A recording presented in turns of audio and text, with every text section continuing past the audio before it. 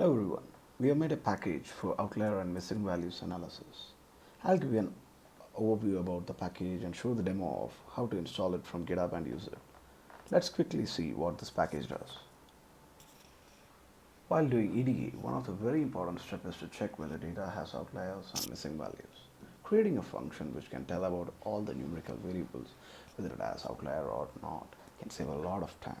So we have created this function which can analyze and tell whether data has outliers or not. It also indicates the percentage missing values in each columns. All of these in just one simple function, and all that you have to do is pass the data to this function. So outlier analysis, that's the function name. So you have just three simple steps to get started with using this particular function. One important prerequisite, you need to have DevTools installed in your RStudio. Once that is done, you can hit the first R command that is mentioned over here, install_github, Karthik65432 is the GitHub ID, outlier analysis is the package name. Once the installation is done, you're good to load the library outlier analysis. Then you're good to use the function as well. I'll quickly show you the demo of this function. Okay. I'm loading the DevTools. I'm not installing this particular because it's already there in my machine, but you'll have to do it.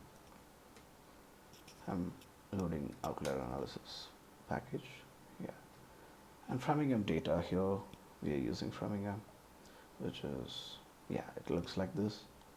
Let's not worry about, the categorical variable or whether it is numerical continuous. Everything is taken care internally in the function. So reading the data. Well, let's see what this function does for us.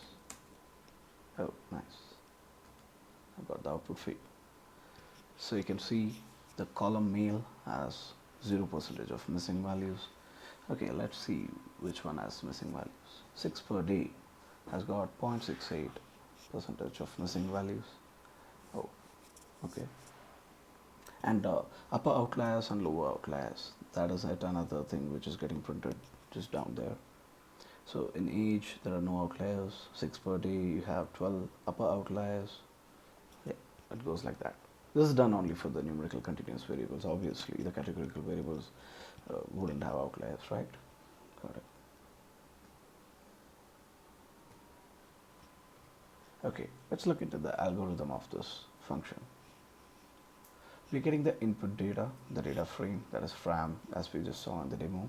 For every column in this particular data frame, we are printing the missing values, percentage of missing values. So how that is being done?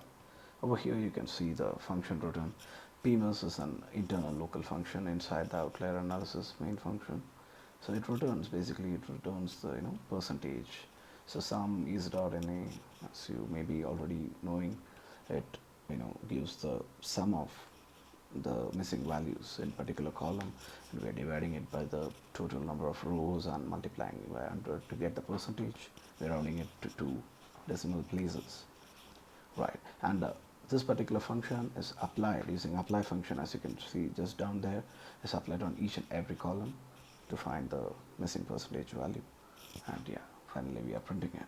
And the second one was finding the upper outliers, count of upper outliers and lower outliers, right?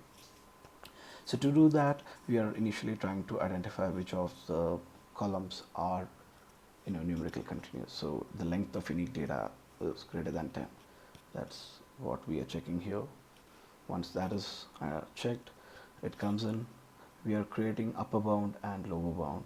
That is, the third quartile plus 1.5 times interquartile region. That is the upper bound, and lower bound is the first quartile minus 1.5 times your IQR.